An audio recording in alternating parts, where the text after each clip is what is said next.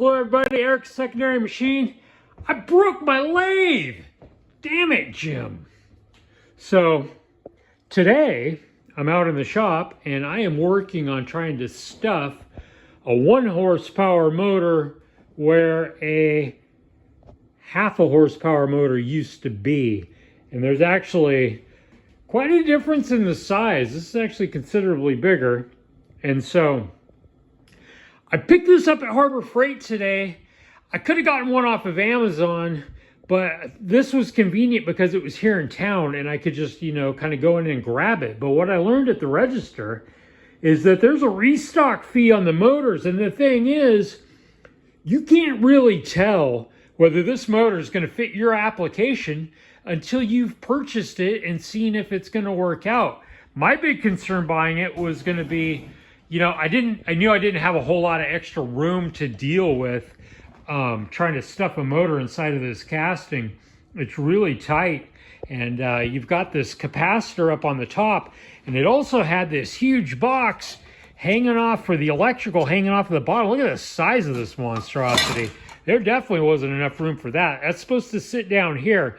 And so what I've done here, basically to gain myself enough room, is if you look down in here where the plate is, I didn't realize they were completely universal. Like the mounting of itself was actually, it's putting this right where it needs to be. So that part of it is pretty universal, but I needed some height to be able to gain enough clearance, because you can see here where I'm just about touching the casting. Actually, it might actually be touching the casting. So anyway, to gain the added height that I needed, what I did was, how this was built factory, it had these 4 bolts going down through, connecting the old motor to the backing plate down in there. What I realized was that those aren't blind holes. So what I did was I bought longer hardware, 1.25 inches, and came from the back, came up through, and then I took 3/8 inch nuts. See how I've got a little gap here? I think they're like 3/8. So to gain myself the extra height that I needed, I stuck those onto the post first, then stuck the motor on, and then stuck the nuts on over the top. And that actually bought me the extra clearance that I needed. And I'm working on the electrical box now. What I've decided I'm going to do here is, instead of how this came out of the factory, this big old monstrosity, this is a hole for this little circuit breaker here, right? What I decided to do is, this is supposed to be the hole for the incoming power. So I'm moving this into this position. This is going to mount back onto the motor like it originally was and buy me a bunch of extra space. So I'll have enough room. All I've got to do now is, on the side here, I'm going to buy a rubber grommet for the power coming in, and I'll be able to wire this whole thing and have that little switch. Like I said, it'll be in this position.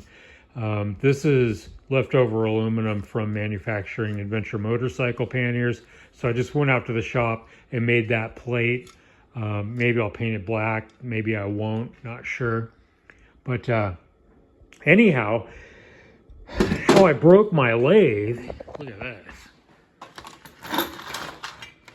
That used to be straight. See this big crack here? I'm just disgusted with myself at this point. That's all messed up. That's no good anymore. So basically, I was checking the wiring of the motor.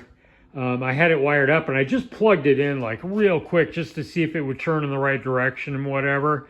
And it flew right off of this bench, right onto the floor. And at first, like for the first 10-15 minutes, I thought, oh, I just got lucky, I didn't break anything. And honestly, it could have been worse. Like, I'm glad I didn't break one of these castings or something. So I just went and hopped on eBay. $110 later, I've got one of these on the way. It's not a 3-spoke one. I think it had 5 spokes. So a little bit different, but it's for the either 9 or 10K. Should be just fine. I would have rather not spend that $110, but at least I hopped on there and there was one available. So I'm actually without a lathe right now. Like I don't know what to do with myself. So hopefully that guy ships quickly and I can get all of this put back together and put it back on here.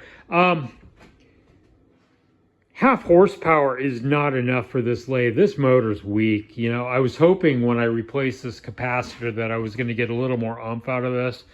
And it might have helped it a little bit, but nah. Half horsepower is not enough for this machine. 1 horse is going to be nice and I think perfectly acceptable. And a lot more in line with, you know, there's a lot of cast iron there on that bed, you know. 1 horsepower, like, I don't know. I don't even know why they bothered sending it out of the factory with a half horsepower motor on it, because it is not enough. So anyway, might have some downtime of working on the lathe while I wait for parts to come in. I'm also working on, I need to get this rubber belt mounted on here. So I'm getting myself set up to pull the spindle out of here. I got myself a piece of all thread. And I did finally find something. Where did it go? I need to pull that out.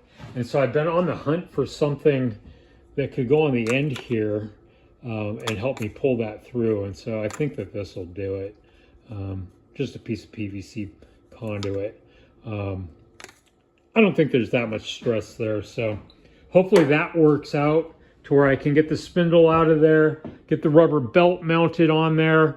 While I'm in there, I'm going to be doing my new oilers. So I've got this package. See right by my thumb, there's one of the oilers there. So those are going to go in here. My understanding is that over the course of time, those can basically turn into wood and not really wick the oil up onto the spindle where you want it. And so I'm going to pull the spindle out of there, and it's going to get those. And then I'm going to go through and do the rest of this kit at some point too. Probably not straight away. That's another thing is I've got a book on how to rebuild South Bend lathes coming from eBay too, that somebody in a group on Facebook told me about. And so I went and found myself a copy of that yesterday and got it on the way. So that'll be interesting to be able to go through, because some of this stuff, like some of these wicks, I don't really know exactly where they go. I think there's some wicks inside of here and inside of here possibly that I don't really know how to deal with. So hopefully that book helps out with that.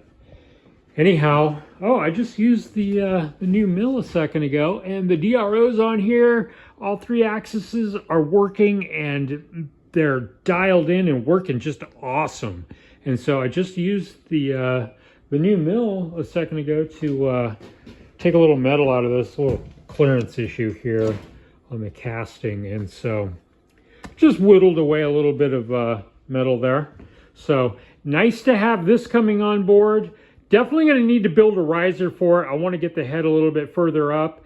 And I don't want to jump in and sell the clousing too soon, because I've actually been using it to make parts for the other one.